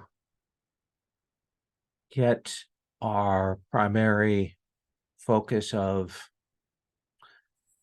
industrial understanding and progress to in play to see what's going on with the mines. But the other things you mentioned there seem reasonable. Swordmaster? Yes, my Duke. I believe we should do a search for not registered mines of the. Do we have a name for this thing we are mining over here? No, we've kind of been blank, Okay. like unobtainium, or Yeah. I'll figure out a substance. I'll get a name for that. Yeah, we should look for unregistered mines. On one hand, I believe that there might be some. I can monitor any flights that are happening to the spaceport and also up to the orbit to find if there is any kind of to cut the profit of the house Varnister might be having on the planet that is ruled by you. It would be difficult. I doubt that they will be moving things through the capital, and that makes it nigh impossible to track the flights. But they will need fuel, and it is likely that they will need off the books people to help move product.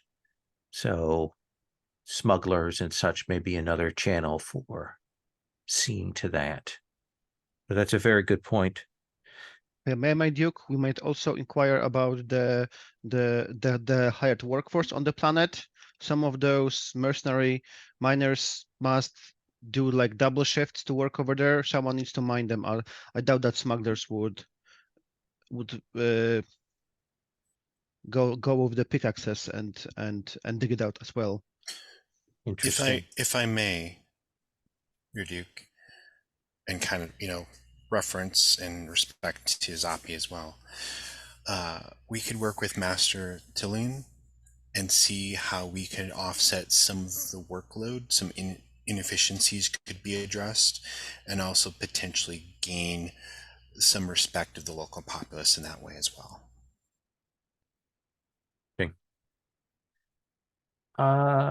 Sister Samaya, your thoughts?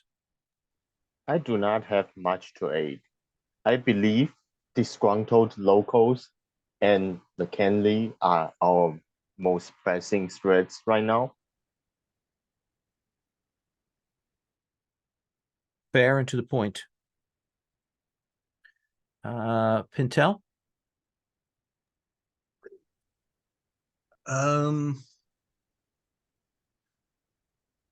I think the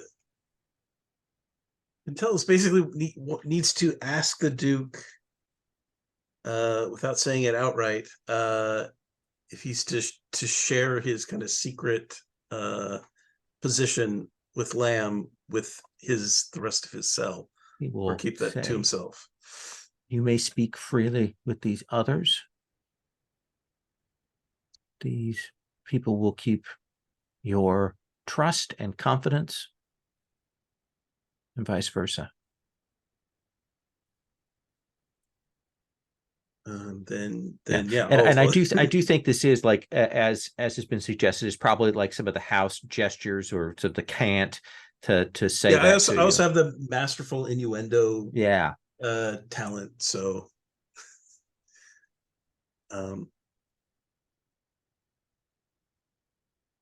yeah. So then yeah, I'll show. I assume Lamb is kind of giving somewhat of a report to the Duke as to what I'm up to, but so I'm more sharing it with the rest of them. That, right. Yeah, I've been tasked to make contact with identify leadership among the smugglers and to keep an eye out for agents of the Ovestre infiltrating.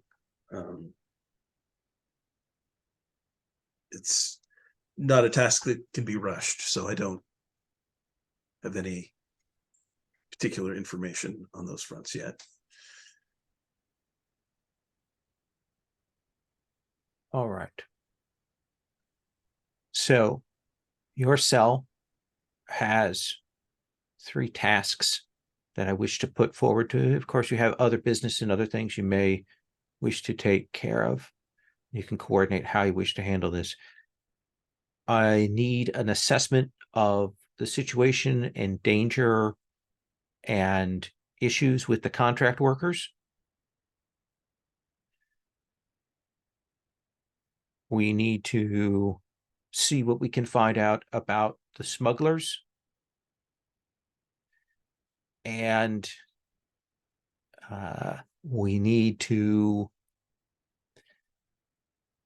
we have reports that Ovestre has put agents into play here. We need to see what we can find out about that.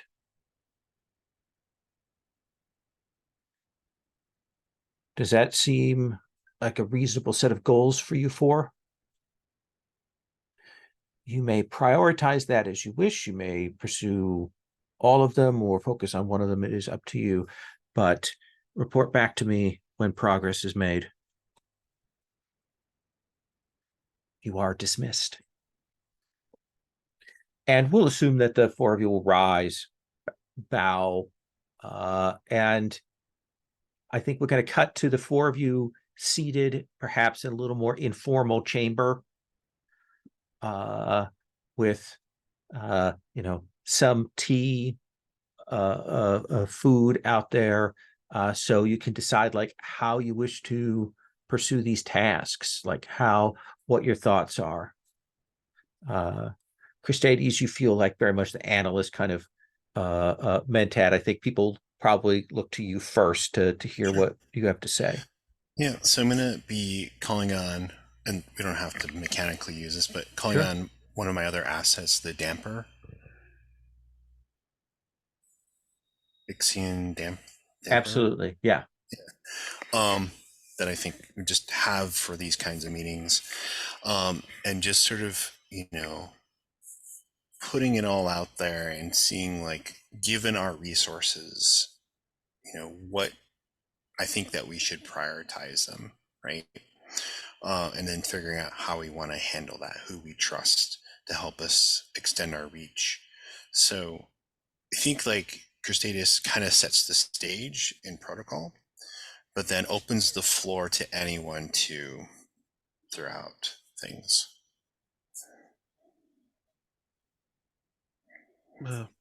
Pintel, did you have some lead on this smugglers? Maybe I can like accompany you there, and we can like pose as, I don't know, we can like maybe try to commission one of the ornithopters to show ourselves as, smugglers looking for work, and that way we can like get them. Maybe through the smugglers network we'll be able to nail the Ovestre. They are quite good at hiding it.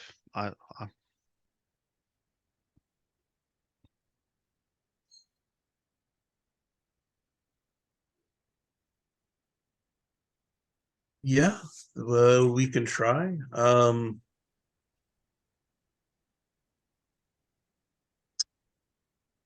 They'll be cautious with anyone unknown.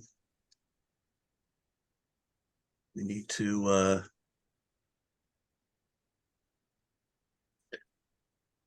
make them think it's their idea to approach us. Or maybe we can actually play our hand and pose as smugglers that are inside the house of Darkos, rather than some random newcomers. That way we will be less, we will say more of the truth than not. And that way we might be actually quite more approachable. Maybe that's a suggestion. I'm leaving this to you. This is like maybe slightly up. We've gotten a hold of some goods that Fell off the ornithopter. We're looking to move without getting too much attention. So it feels like for you two, that'll be a thing we'll be doing, is looking at the criminal underground, figuring out a way in with the smugglers. Sister Samaya, what is it that you want to be like what do you say is going to be your strength or focus here? Yeah, I think I definitely say I want to like talk to the contract workers.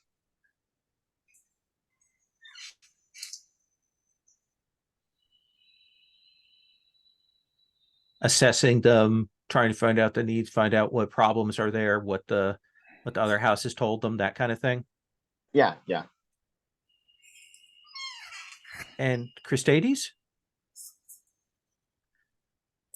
So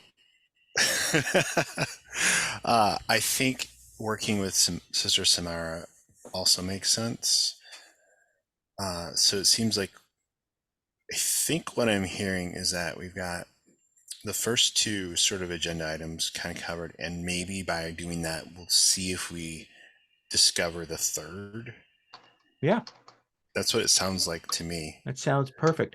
And I think we've got two pairs. We've got Mm-hmm. tasks that Mm-hmm. we have in hand. We know what we're going to be doing. We got that set up. That's where we're going to start next time. Is we're going to start kind of do some setup roles, but kind of in medias res on those two things with you two pairs, and that'll give you a chance to interact. And we'll have some RP moments then at that time, which we kind of didn't have today. But we'll have a chance to do some interaction. Does that sound okay? Yeah. Okay. I also Yeah. had Yes. I also had a question. Sure. Is it possible to do like projects in the background too, or should we just Absolutely. focus on Absolutely. these things? The way Okay. I've usually done that is they don't have like they do in Star Trek, the like clocks and long-term Mhm. project, but we've done progress tracks and clocks and things like that, where you know, I want to work on figuring out what the issues are with the infrastructure Mhm. and do that as a project, or I would develop something. And actually, and we'll make sure to let's at the start of the next session, we'll talk about background projects and Yeah. kind of get everybody to set something up if they want to Yeah, get because that rolling. Crustatus has a number of potential industry tech related ideas, but I think talking to the workers first to see what's happening on the ground will be very helpful for that. Awesome. So that'll be our session today. I would like to do a quick stars and wishes. Stars being things you like from this session and last session, wishes being things you definitely want to see. We've got a tight schedule with 2 sessions. We're going to have a fight next time. I was going to tell you that right now. We're going to have a fight so you can see how that system works. And I may hard frame us to get to that, but I definitely want to do that. So let us go around and do the stars and wishes. Pavel, can I start with you? Star to David for inventing this rock with lava, which is like completely out of place and completely so awesome over here to be in this planet. General, I had fun. We did some stuff. I felt like we are playing Dune. What I would like to see, yeah, definitely a fight. I would also like to see us maybe resolve at least one of those things within these 2 sessions. So Okay. Yep. Yeah, like we will get one of those threads to a place of resolution. Yeah, I think that's a fair choice. Anything else? yes, of course. I would love to see some voice in action. Yes. Awesome. Christades. Oh yeah. This is really great. Like I'm so like excited about playing our version in this universe. Well, you did a really great job, and I think I'm really liking the less fiddly version of the 2D20 system that I've encountered so far. I feel like we can stay more in the story and less in like managing the system. So stars to you for that. And the scene at the reception I thought was really great. We set up a lot of things that probably won't get to most of them, but the character interaction, setting the tone for our story was really great. I thought everyone really shined in that sort of NPC interactions, and I just can't wait to see more of that. So like Pin for like revealing like you're this vigilante agent, I had no idea. For Samaya for like really like holding their own without showing all their cards in that engagement. For Zappy for like bringing it on, like just like forcing a fight without drawing a blade was phenomenal. So I just can't wait to see what's going on. For wishes, I think if we can get a little bit more information on the background of the debt, as well as maybe show a little bit more, reveal a little bit more about this other house, either Vanister or Ovesti, just to get a little bit more substance out there on the table. Absolutely. That's a good request. Sister Samaya? Yeah, I don't have a lot to add. I like that we are getting to like actually play with the system. I mean, the character creation took a while, but in play, it's not very like it feels a little like fade in complexity when in play. So yeah, I think it's okay, but I do want to see like more about how it works in practice. So a fight is definitely interesting, especially given my character concept.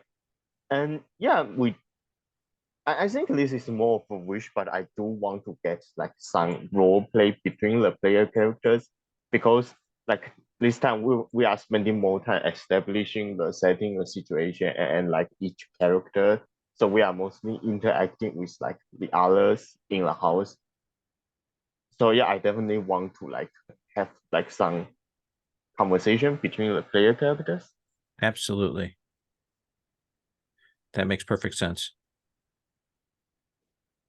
Yeah, I think that's it. Okay. And Pintel.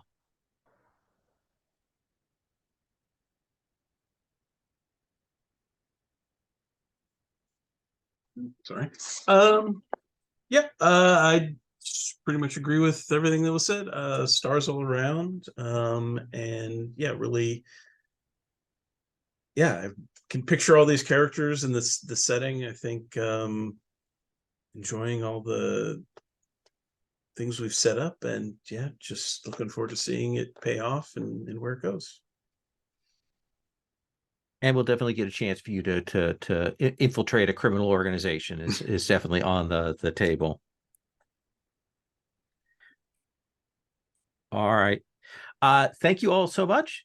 I am going to stop the recording.